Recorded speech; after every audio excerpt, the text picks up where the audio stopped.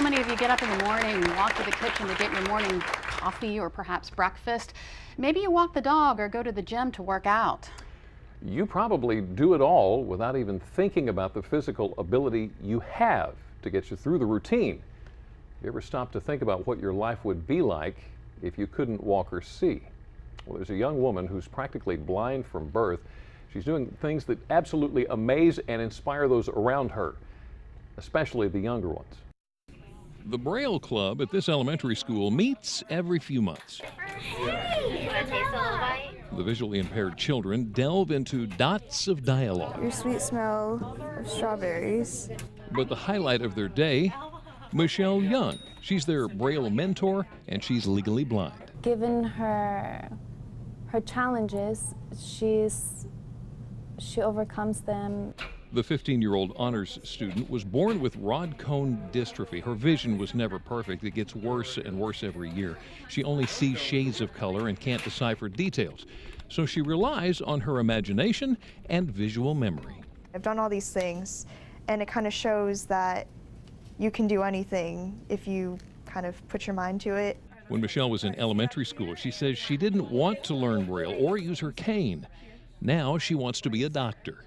I had to realize that if I wanted to be independent, I had to do these things and really go out there and try it.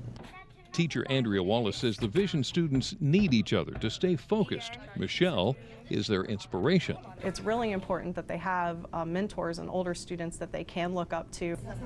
It'll help you go faster. Okay. It's nice of her to actually come and work with us and visit us. I can function the same way as a perfectly sighted kid can do.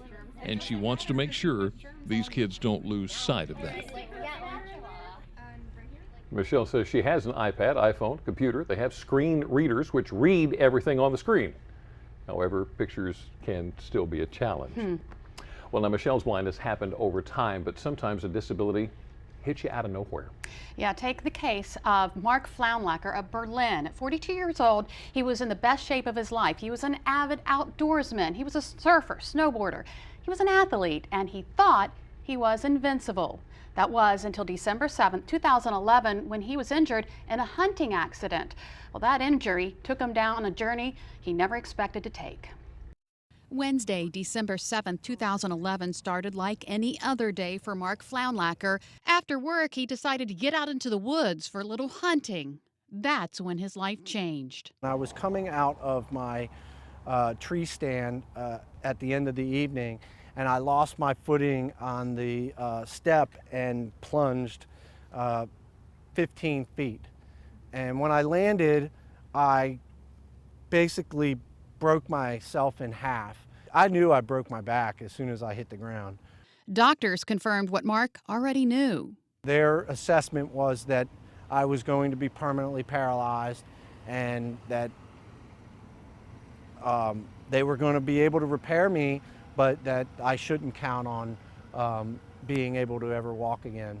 To Mark, that was the wrong answer. My brain just said, no, don't listen to them. You're going to walk again. Might take you a long time, but no, this isn't how your life is going to end up. That's because Mark's life always involved sports. I was always into sports. Sports was a constant in my whole family. In high school, he played football. Mark also enjoyed lacrosse and surfing. He couldn't imagine a life without his sports. Then one day, he felt a glimmer of hope.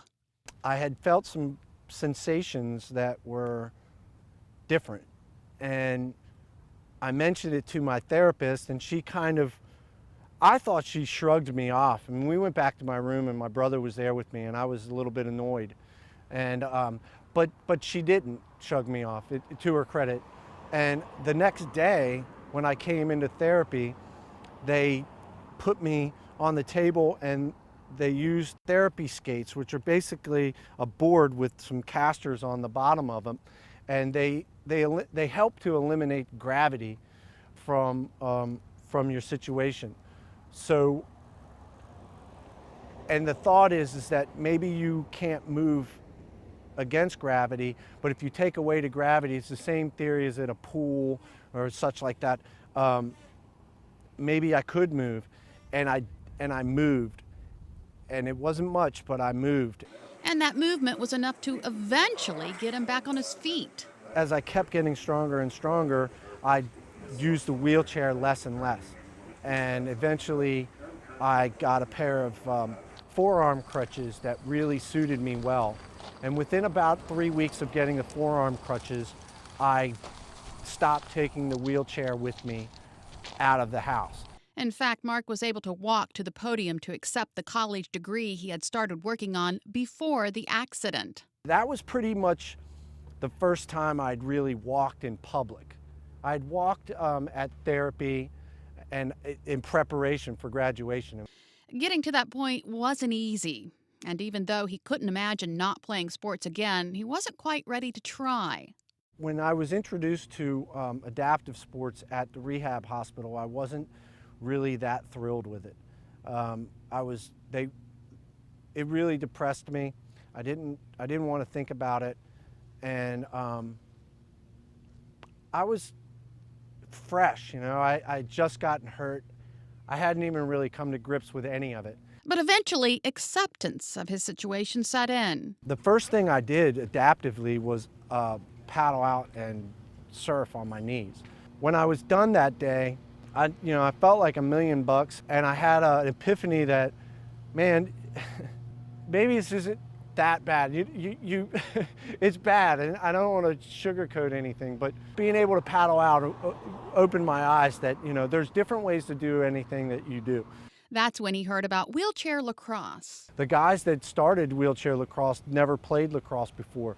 They didn't know anything about lacrosse. They didn't have the connection to lacrosse that I have with the many people that I know. So I felt that was a natural thing for me to do to try and help them out. So he's bringing wheelchair lacrosse to Ocean City. A year and a half after his life changed, he's ready to help change someone else's life. I had been given a huge amount of support in this community, and I felt really strongly that I wanted to try and give back in some way, and it was just natural that sports would be that way. That's what I'm passionate about. Mark says he still struggles with what happened to him that dark December day, but says he's fortunate to have a supportive wife and family standing beside him. He says journaling has helped too, but don't expect him to ask the question why. I did start writing on why me, but it was only so I could follow up with the sentence, why not me? Amazing. And there will be a wheelchair lacrosse division for the 2013 Ocean City Lacrosse Classic. And that will take place Wednesday, August 14th and Thursday, August 15th in the Ocean City Parks and Recreation Center at Northside Park in Ocean City. Mark says the division still needs a lot of support. And if you'd like to learn more about wheelchair lacrosse, including how you can donate equipment or even money, go to our website, delmarvalife.com, and click on the show tab. Why not me? Why not me? Wow. Still to come on Delmarva Life, we'll get the first clue in our guessing game this afternoon. See if you can help us solve the mystery of where Brian is on Delmarva. Plus, there are so many bikes, scooters, and pedestrians on the roads this time of year. A simple outing can turn disastrous if there's an accident. We'll learn more about what's expected of us when we head out, whether we're on a bike, a motor scooter, or behind the wheel of a vehicle. And a little bit later on, fried green tomatoes. Not just a movie, we're in the kitchen making the classic recipe. Plus, we'll find out how you can celebrate all things tomato right here on Delmarva. But first, we have a seat waiting for you in the Delmarva Life audience. Come be a part of the fun. To book your seat, just visit delmarvalife.com, click on the show tab, or you can call us at 443-880-9116. Delmarva Life, we'll be right back.